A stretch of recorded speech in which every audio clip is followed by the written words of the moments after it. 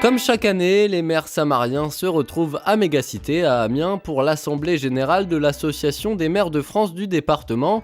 C'est un moment attendu par tous dans l'année, l'occasion de se voir, d'échanger et d'apprendre bien sûr. Ça m'intéresse de savoir comment demain un élu de base, mais fortement reconnu par ses concitoyens, c'est-à-dire un maire et son conseil municipal, vont pouvoir continuer d'œuvrer dans la proximité pour des services auprès des concitoyens. Les habitants se tournent au premier niveau de démocratie qui existe, c'est la municipalité, c'est la commune, c'est son maire. Moi, c'est la première fois que je viens ici et jusqu'à l'heure, je n'ai pas eu l'occasion de pouvoir assister, mais là, je vais faire un tour quand même parce que il y a toujours des trucs à savoir, quoi. Il n'y a pas longtemps, j'ai discuté avec un maire que je ne connaissais pas. On parle de choses et d'autres, mais c'est toujours enrichissant, quoi. C'est une manifestation à laquelle je participe chaque année, parce que c'est toujours enrichissant. Ça permet d'apprendre déjà beaucoup de choses, de sujets sur lesquels on a tous les jours un petit peu à faire, mais parfois sur lesquels on se demande un peu comment faire. Ça s'annonce comme d'habitude, c'est-à-dire un moment agréable pour une raison toute simple, c'est le rendez-vous annuel. Et ce rendez-vous, bien ma foi, est traditionnel. On aime à se retrouver, on aime à discuter de nos soucis, de nos petits problèmes, et Dieu sait qu'il ne manque pas. Alors ma foi, il y aura de la mouture pour cet après-midi.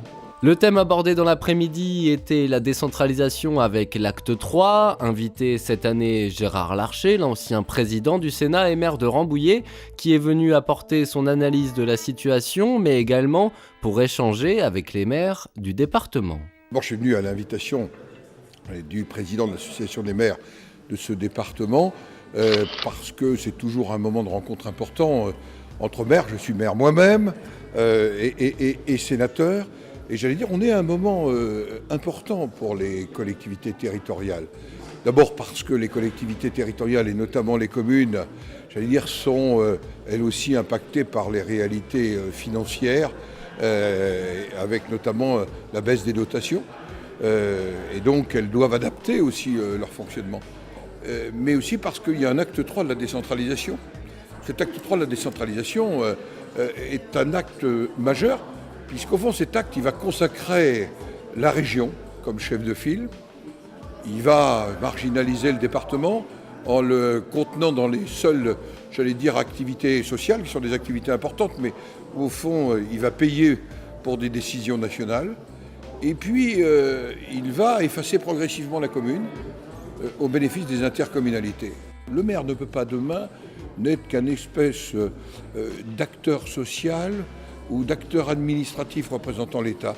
Je crois qu'il faut bien se dire, même quand on appartient à l'OCDE, que la commune, c'est une richesse chez nous. Mais le vrai sujet, c'est de savoir qu'est-ce qu'on veut faire de la commune demain. Également présent, le président du Conseil général de la Somme. Conscient de la situation actuelle, il est ici pour réaffirmer le soutien et la collaboration du Conseil général avec les maires samariens. Le Conseil général est un partenaire historique des communes et aujourd'hui de leur regroupement, c'est-à-dire les communautés de communes, communautés d'agglomération, etc. Néanmoins, aujourd'hui que l'argent public est rare, on ne peut plus faire une politique de guichet ouvert où les communes viennent solliciter le Conseil général sans y mettre quelques conditions. Et les conditions, c'est notamment le développement durable. Bref, c'est d'avoir des objectifs partagés entre le département et entre les communes et leur regroupement. Alors pour le Conseil général, c'est également un peu plus de charge avec moins de moyens, effectivement, surtout que nous avons en charge l'action sociale qui représente plus de 50% d'un budget de 650 millions d'euros, c'est pas rien, et que vous comprendrez aisément qu'en période de crise, les dépenses sociales augmentent et je dirais même explosent, alors que simultanément, les recettes diminuent.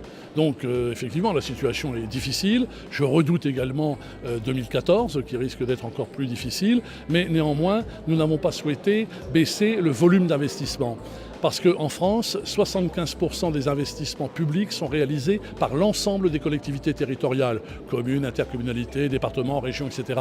Et qu'il y a un risque dangereux, si je puis dire, si nous baissons la voilure, c'est que moins d'investissement, ça veut dire moins de travail pour les entreprises, ça veut dire plus de chômage, et s'il y a plus de chômage, il risque d'y avoir plus de bénéficiaires du RSA, et le RSA, c'est nous qui le supportons avec l'État, en partie avec l'État. Donc c'est une sorte de cercle vicieux, d'où notre volonté, malgré tout, de ne pas pas baisser les investissements.